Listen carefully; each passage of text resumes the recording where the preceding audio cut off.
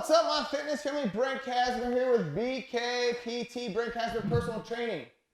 Make sure you like, subscribe, and mash that notification bell. That way you're notified as all my new content comes out.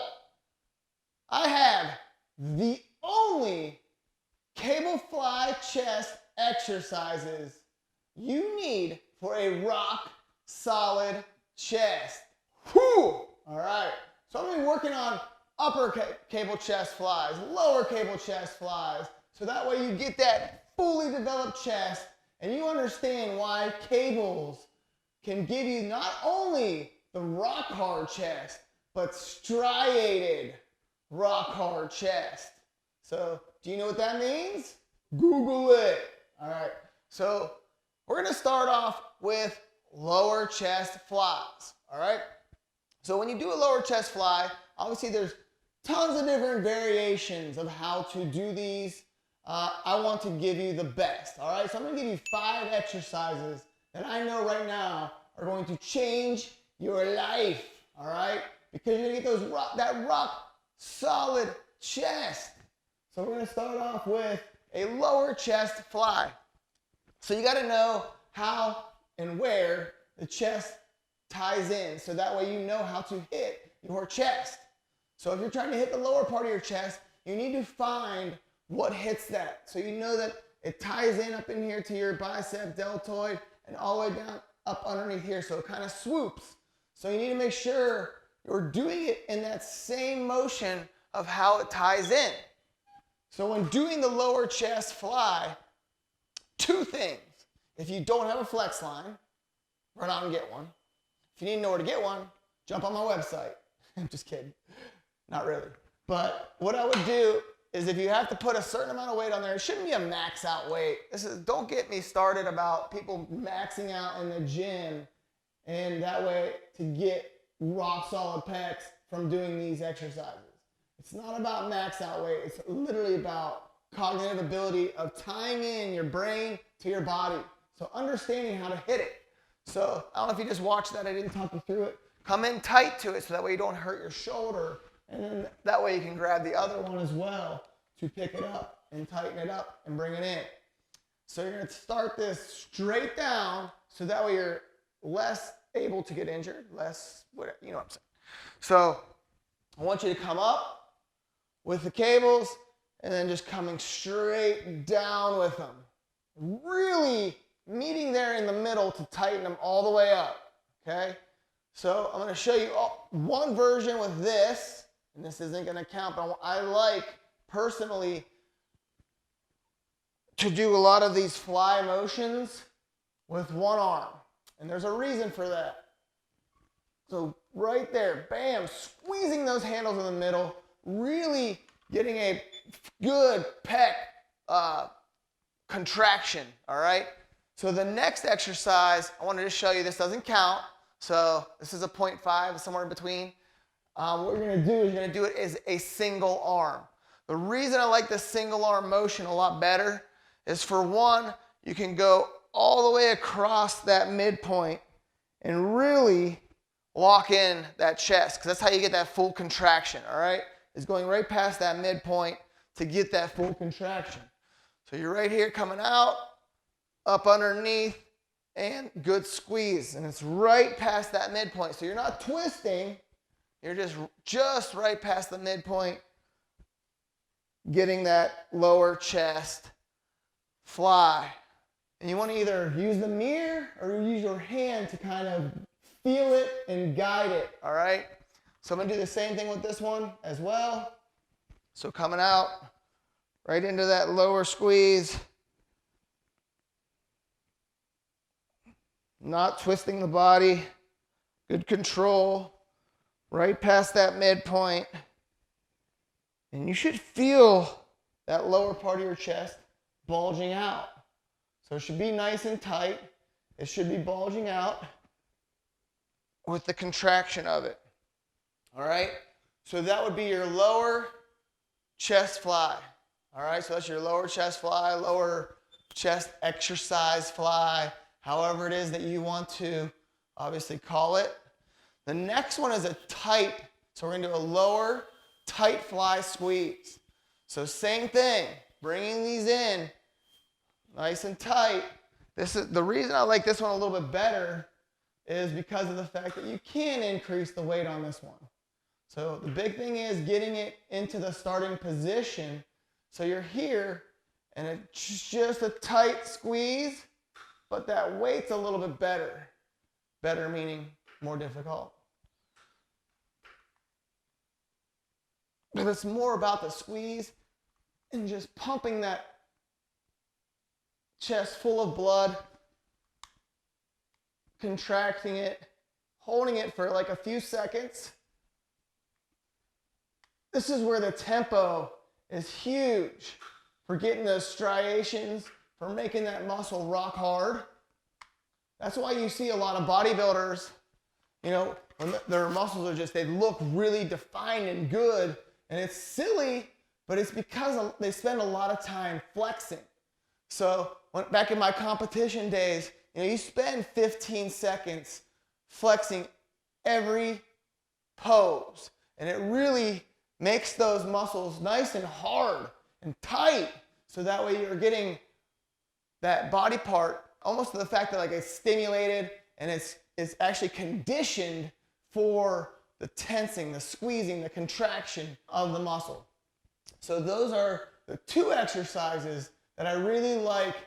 Lower chest flies with the cables. So these, and then also the tight squeeze. You know, your elbows are in a little tighter and you're just squeezing it down there at the bottom, all right? So those are two exercises for the lower chest. Now we're gonna bring these down. I'm gonna show you 3 exercises for the upper chest. And these are just flies. Like these aren't all the exercises you can do. These are just flies that you can do with cables, hitting the chest, the upper and the lower, trying to make those more developed. Everyone's really easy to just go in there and bench all the time. So therefore, a lot of times your pec major are already ramped up and ready to go. So, what we're gonna do, same thing. We're gonna walk forward like this.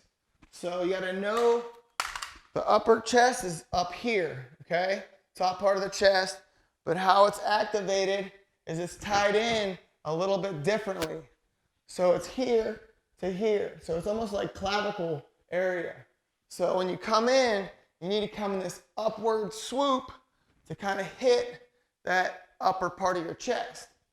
So I know you already know this about me. I like doing these better with one arm because you're going to get a better range of motion with it, I feel. Or at least for me and my body type. So maybe you can do it better with 2 arms. So you're here, coming up and squeezing.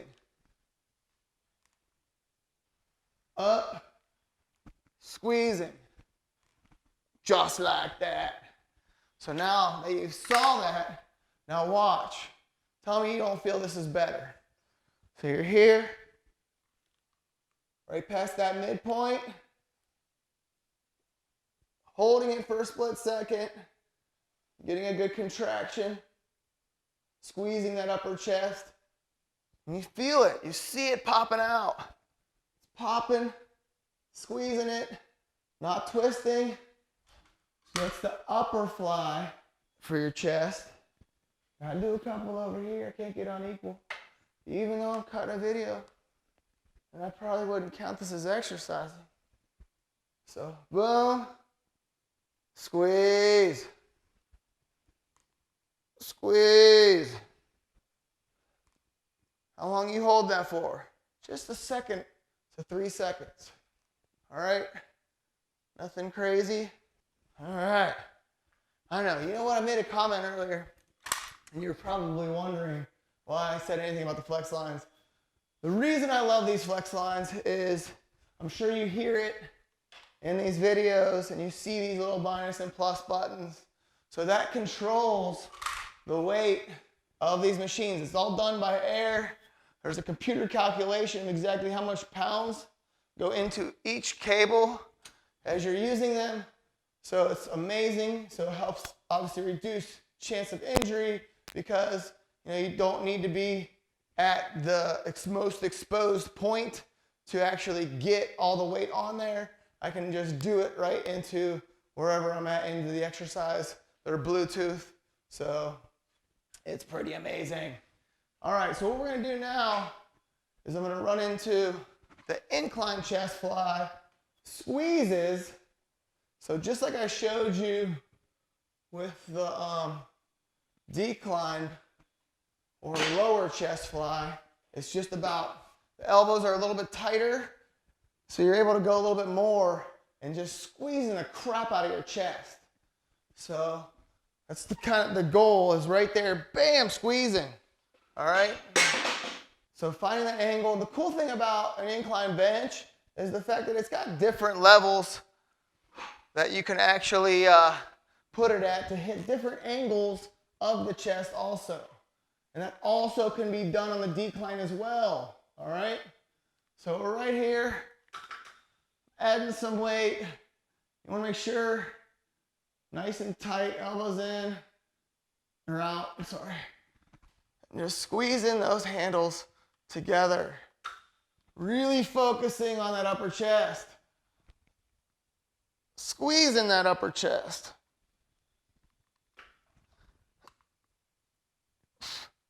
Oh yeah, hurts so good. So this would be the upper cable chest fly, tight squeeze.